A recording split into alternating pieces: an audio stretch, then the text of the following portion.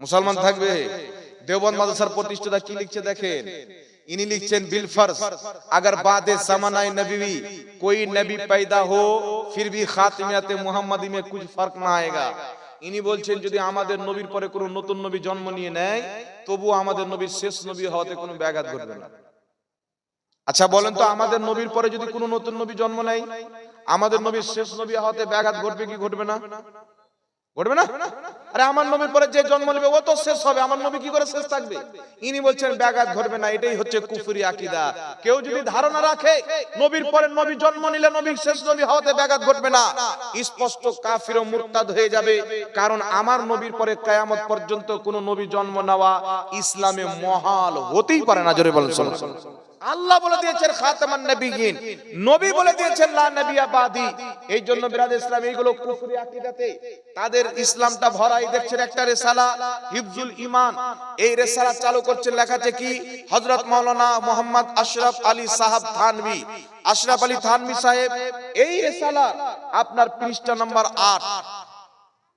8 number পৃষ্ঠার মধ্যে লিখছে কি একটু দেখেন। 8 নাম্বার পৃষ্ঠার মধ্যে লিখছেন, हाँ 8 नंबर पृष्ठर मध्य लिखছেন अगर बाज़ उलूम-ए गैबिया मुराद है तो इसमें हुजूर ही की क्या तखसीस, ऐसा इल्म तो सैयद उमर बल्कि हर सभी व मजनून बल्कि जमी हैवानात व बहाइम के लिए हासिल है। इन्हीं বলছেন যদি নবী পাককে কিছু ইলমে গায়ব থাকে তাতে নবী পাকের কি বিশ্ববিস্তার কি বিশেষতা, নবী পাকের কি গুণ, নবী পাকের কি খাসিয়াত, এই রকম কিছু ইলম যেরকম নবী আছে নবীকে আছে প্রত্যেক বাচ্চাকেও আছে, প্রত্যেক পাগলকেও আছে, প্রত্যেক জানোয়ারকেও আছে, প্রত্যেক পশু পাখিকেও আছে। বলেন নাউজুবিল্লাহ।